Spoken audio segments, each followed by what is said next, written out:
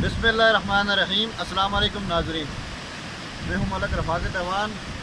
आज आपको एक ऐसे इलाके में लेकर आया हूं कि जहां पर टूरिज़म तो बहुत ज़्यादा है, टूरिस्ट तो बहुत ज़्यादा आते हैं, लेकिन यहां की कोई मशहूरी नहीं है, कोई मीडिया कवरेज नहीं है, जिसकी बिना पर ये इलाका बहुत पीछे है।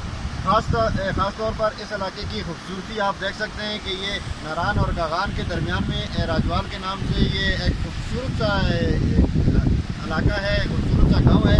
ये राजवाल जो है इसके अंदर आबादी तकरीबन 4 से 500 के करीब घराने यहाँ पर मौजूद है। यहाँ पर हाई सेकेंडरी स्कूल है, यहाँ पर हॉस्पिटल, और ये खासकर आप देख सकते हैं कि ये दरियाए कन्हार जो है, ये दरियाए कन्हार जो बिल्कुल रोड के साथ साथ बह रहा है। ख़ास बात आपको ये बताना चाहता हूँ कि यहाँ पर ये जो आपको जंगलात नज़र आ रहे हैं, इसके पीछे बहुत ही वसी मैदान है, बहुत ही वसी किस्म के मैदान हैं। जैसे इसको इस साइड पे अगर आप जाएँ तो इनको शिंगरी डाब के नाम से पहचाना जाता है, और इस साइड पे अगर आप ये कुंडी सह कुंडी के नाम से मशहूर है।